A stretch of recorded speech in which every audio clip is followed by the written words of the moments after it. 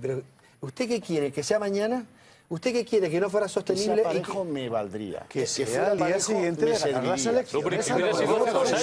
Vamos a ver, ¿qué es eso de la unidad de medida de la legislatura? ¿Quieres decir que un partido que promete bajar los impuestos...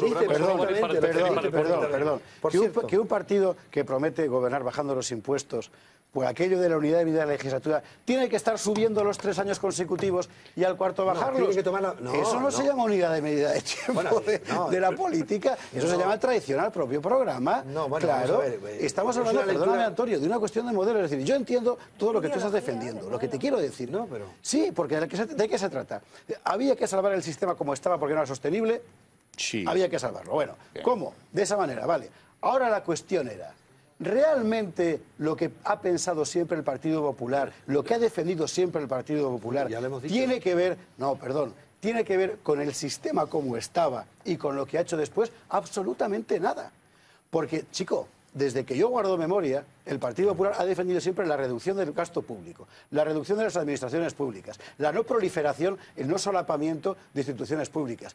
Es que ha hecho todo lo contrario y es que ha contribuido, teniendo la mejor oportunidad histórica del año 75, ha contribuido a sostener un sistema que dentro de 4, 5, 6, 8 años va a volver a ser insostenible, porque España no tiene los recursos para mantener el aparato que hemos creado. No los tenemos.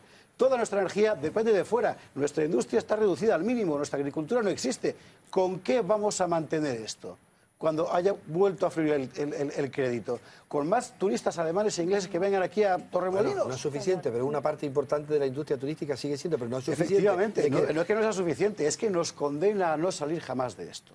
No, bueno, es una lectura muy tuya, me parece muy bien, respetable. Muy mía, no, chico, la tienes muy tuya. En todos los periódicos económicos en los últimos años. Muy tuya, y debo decir que ahora muy te tuya. paso una lista, Antonio. No, sí, porque es que si no, así empezamos. Vamos a ver, quien nos valora de lo que éramos y lo que somos es Europa, ¿sí o no? ¿Estamos de acuerdo? No, Europa en este momento no. Quien nos valora de lo que somos y de lo que seremos es la generación vigente y la próxima. Esos son los que nos valoran.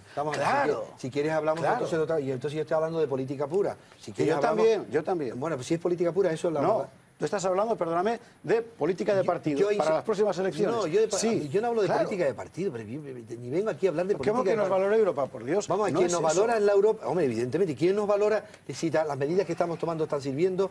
¿Quién nos valora el tipo de fondo de cohesión? ¿Quién nos valora si las reformas son válidas? ¿Quién nos ha dicho que las tenemos que hacer? El chico del New York Times. ¿Quién nos ha medido? Los acreedores. Inés. Yo estoy de acuerdo con Antonio en que la situación previa en la cual el Partido Popular accede al gobierno era lamentable.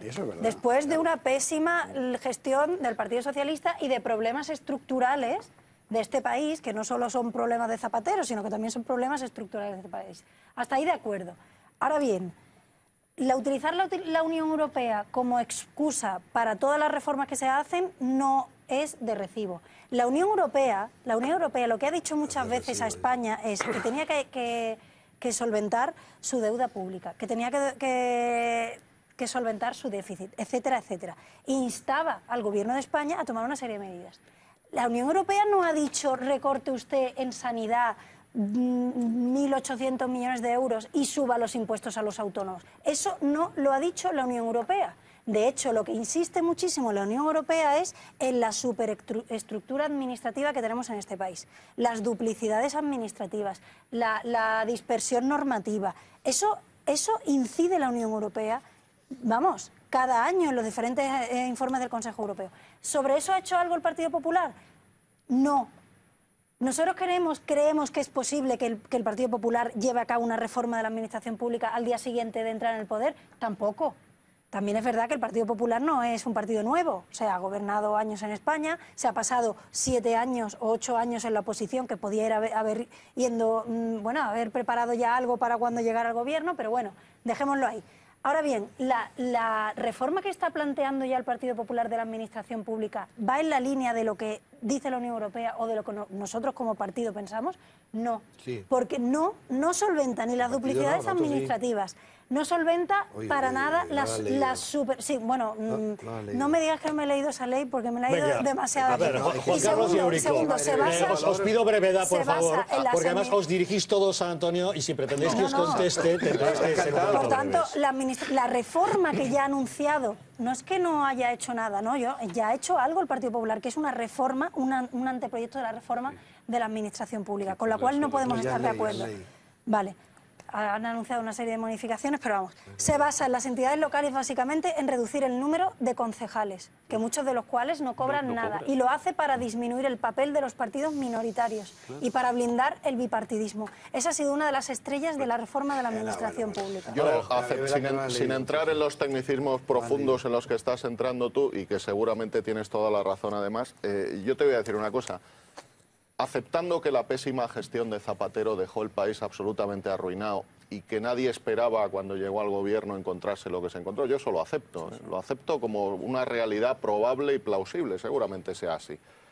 Pero ¿hasta cuándo vamos a estar pagando esta bestialidad de estructura estatal? ¿Es de por vida esto? O sea, ¿alguien tiene intención de reducir este auténtico disparate de administraciones públicas, que 5 tíos te representen al mismo ciudadano en 5 parlamentos distintos y que haya que pagar ministrines por todos los lados? Es que es insoportable, esto no hay quien lo aguante. Entonces, ahí sí que tiene que haber un gran acuerdo nacional, porque, insisto, ante una situación de emergencia, solución de emergencia, correcto. Estos señores dijeron que había 20 y hay 5, y faltan 15.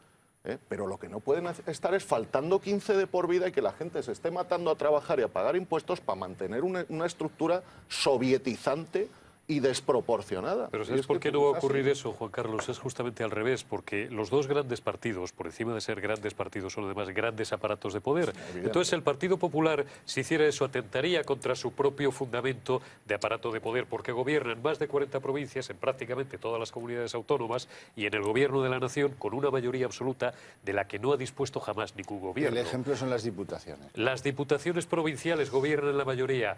¿Qué reforma local se ha hecho? Por no irme a tecnicismos, yo que no soy...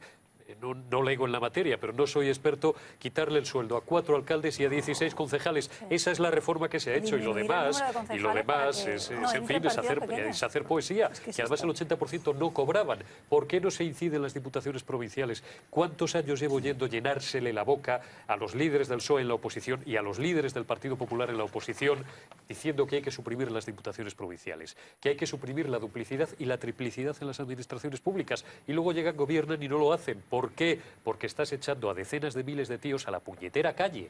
Esa es la realidad. Por no caer en tecnicismos. Bueno, Antonio. No, bueno, yo no quería... Vamos a ver, primero, es la primera vez en 35 años que se va a hacer se ha hecho una reforma, podrá gustar o no, será incompleta o no, seguro que es incompleta, tiene 3 años para aplicarla, de las administraciones públicas, cuya filosofía fundamental es una función, una administración. Una función, una administración. De acuerdo. La primera vez. ¿Para qué sirven las diputaciones? De acuerdo, pero ahora podemos. Todo este tipo, de que la reforma lo consiga. Es que al final, yo creo, ¿y por qué no participan con nosotros? Yo les invito a que vengan a nuestro partido y nos ayuden.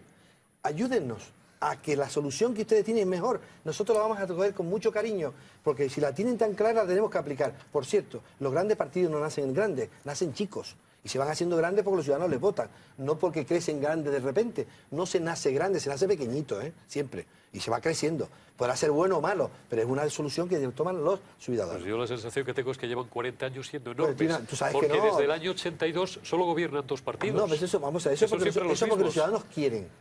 Es que si estamos poniendo condiciones... ¿Y por qué los ciudadanos quieren, Yo te prometo que nací Antonio? chiquitito. Porque y soy muy también en la ley electoral que tenemos en este país. Antonio, mire, en el año 2013, el déficit 2013, cerrado hace 2 meses, sí, ¿vale? El déficit público se incrementó 150.000 millones de euros. Y ahora si quiere... En parte hay una inercia. La inercia, claro. No. Pero oiga, es que es intolerable. No me explique cómo. Hubo un pronunciamiento, nada más llegar al poder, del Partido Popular, que anunció que se iban a deshacer de 600 empresas públicas. ¿Sabe cuántas de verdad han cerrado? Han cerrado mucho más que lo que no había ocurrido nunca. Y le voy a decir, usted que es economista, claro, es que está, gracias a Dios que ha introducido como economista la palabra inercia, me alegro, que yo no que se lo diga a un vulgar cirujano. Inercia, clave, se acabó la inercia. No hay ningún motivo más de inercia, se acabó. Segundo, empresa, no se había reducido nunca en 30 años ninguna, había aumentado. ¿Qué se ha hecho? Entrar en un proceso de reducción. El proceso de reducción, y usted lo sabe mejor que yo, no es decir mañana aquí lo quito, no puede, hay derechos adquiridos, hay concursos que hay que hacer, hay que sacarlo a subasta, hay un cambio de jurídico, etcétera. Y se ha hecho con un número determinado. Le garantizo a usted que seguirá por esa vía de reducción. Se lo garantizo. Ahora usted dice, ¿por qué no acaba de un plumazo mañana? Porque no se puede. Es que, no sé, a mí me encantaría que nos ayudaran a hacer aplicar lo que ustedes quieren. Si es que no es verdad, si es que el gasto público ha crecido, don Antonio, no ha disminuido, es que no es cierto. Los temas que ustedes tan fácil ven. Que no es cierto. ¿No es cierto el qué? El gasto público ha crecido, no ha disminuido. No ha disminuido el gasto de la administración pública. Y lamento no tener el dato aquí ahora mismo. Ha crecido. El déficit público ha crecido, la deuda pública ha crecido y ellos en buena medida debido al elefantiásico gasto que el Partido Popular no solamente no ha limitado, sino que ha dejado seguir creciendo. Hay que atender a los números. Sí, atiendo a los números. Le estoy tratando de contestar a los números. Y después con respecto a lo que dijo Inés, que me dejó preocupado, el dinero que se ha introducido en la banca, la intervención en la banca, no es para salvar al banquero. Yo he dicho que sea para salvar. No, si no digo que tú has dicho lo que te estoy contando, lo que quiero yo decirte. Ah, vale, vale. Claro, entonces, sí. No se ha intervenido en la banca para salvar la banca, sino para salvar a los más de 20 millones de señores depositarios en un momento, y otra se ha dejado caer. Y ahora tú puedes decir, es que las cajas de ahorro... algo a cambio? Sin duda, va a ser de tanto a cambio. Por ejemplo, en Bankia se ha introducido 23.000 millones de euros, que es un préstamo, y en estos momentos, el año pasado tenía 12.000 millones de déficit, y en este año ya la balance son 800 y pico millones de beneficios, y se va a devolver ¿qué se le ha pedido a cambio a los bancos por ese dinero? Yo solo te lo pregunto. Entre otras cosas, se ha hecho la reforma bancaria más importante cuando estábamos en la Champions League, en la banca más importante que envidiaba a Francia y envidiaba a Estados Unidos. Lo que ha ocurrido es la reforma bancaria más profunda que ha ocurrido en la historia de este país. Muy bien, ¿qué significa muy bien? Bueno, de los miles de millones de euros que le hemos dado a la banca de dinero público, ¿qué se le ha pedido? Me gustaría saberlo. ¿Qué se le ha pedido? Que lo tendrá que devolver absolutamente todo. Que se ha abierto un proceso jurídico donde se ha hecho de forma irregular. Que las cajas de ahorro han desaparecido, las que tenían que desaparecer, que se han caído, y es verdad que con dinero de todos los españoles se han tapado huecos, sobre todo en las cajas de ahorro, que evidentemente es de difícil recuperación. Pero se ha hecho la reforma bancaria más profunda que se conoce. ¿Es insuficiente? Yo no digo que no. ¿Habrá que seguir haciendo? Sin duda. Pero el sistema bancario, que es clave, se ha hecho gusto de las reformas importantes. Don Antonio, 6 millones de parados. 6 millones de parados, que es lo único que me preocupa de verdad. Organicen una caja de ahorros a ver si les rescata a alguien. Mire, vamos a ver, los 6 millones de parados no nacen. Vamos a ver, como usted ha dicho un tema que es lo único que me preocupa, esos ciudadanos como nosotros, que lo están pasando francamente mal y que me están oyendo a mí diciendo, ¿pero qué me dice este hombre? ¿Qué me está hablando de que hay que meter en? Claro que sí, claro que me preocupa. Lo que era imprescindible para que esos 6 millones no fueran 7 es tomar medidas muy importantes que se han tomado. Y lo único que me preocupa como hombre que estoy dedicado a lo público en estos momentos, en parte de mi vida, es esos 6 millones de proyectos vitales rotos que no pueden llegar ni a trabajar queriendo y todavía no le llega ese proceso. Esa es la preocupación que todos tenemos y han visto, ha sido hablar de dinero, hablar de impuestos y la que se ha liado, la tremolina aquí en la mesa de debate de esta noche. Seguro que en casa también y con muchas ganas de opinar. Beatriz, ¿qué nos cuentan? Así es, se han disparado los comentarios en las redes sociales. Nos dicen sobre Montoro, dice, Montoro es lo más impresentable del gobierno actual, se ríe de todos nosotros. Y es que son muchos los artistas que quieren que hagamos una matización. Los que están denunciando en Twitter, bueno, pues que no sería del todo cierto esa bajada del IVA al arte.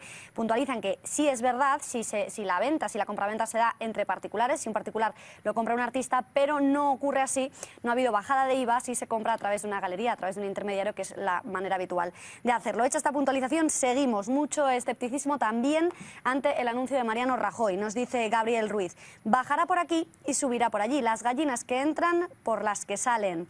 Otro espectador nos dice, aceptaría una subida más de impuestos si desaparece la mitad de la estructura de las administraciones públicas. Para otra espectadora, pues se trata tan solo de un ligero maquillaje con vistas a las elecciones. Todo es mentira, nos han subido 10 y bajan 1, un engaño. Y ya por último, otro espectador pues lo ve positivamente y dice, es lo único sensato que ha dicho el presidente en 2 años, ya era hora.